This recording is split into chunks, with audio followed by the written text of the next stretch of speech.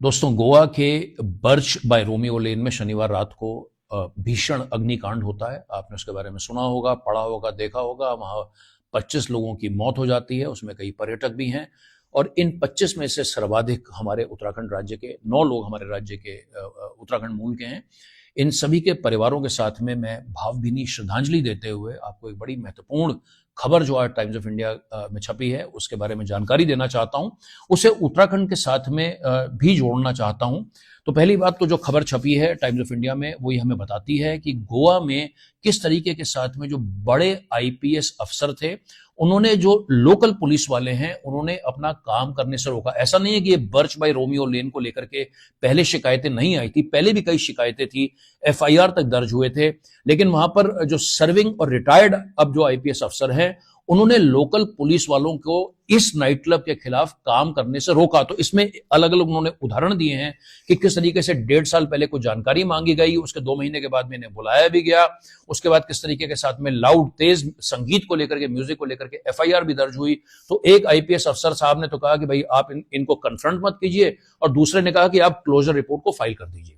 अब इसे अगर हम उत्तराखंड और देहरादून से जोड़ें, मैं पहले देहरादून की बात करना चाहूंगा।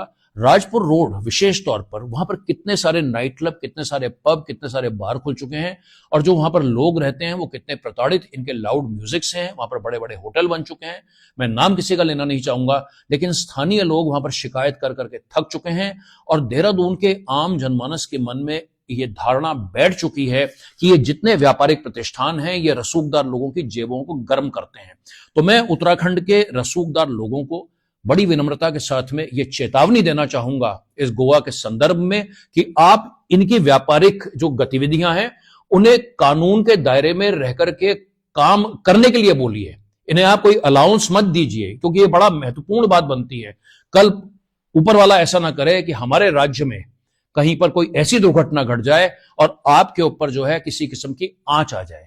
यही वीडियो बनाते हुए मुझे अंकिता भंडारी केस भी याद आ रहा है, जब यमकेश्वर की विधायक श्रीमती रेणु बिष्ट भी जो है संदेह के दायरे में आई थी कि किस तरीके के साथ में उस रिजॉर्ट को तोड़ दिया गया था। तो चाहे होटल की बात हो, चाहे रिजॉर्ट की बात हो, चाहे नाइट क्लब्स की बात हो, चाहे बार्स की बात हो, फायर सेफ्टी की बात हो, ये बड़ी महत्वपूर्ण बात बनती है कि उत्तराखंड राज्य के रसूखदार लोग, इनको ये जितने लोग हैं इन्हें कहें कि कानून के दायरे में समय अवधि में रहकर के काम करें। ये बड़ा महत्वपूर्ण बनता है। तो ये जानकारी टाइम्स ऑफ इंडिया की इस खबर के हवाले से एक बार पुनः उन 25 परिवारों को अपनी श्रद्धांजलि देते हुए मैं आपके साथ में अपनी बात को यहां पर समाप्त करना चाहूंगा। धन्यवाद।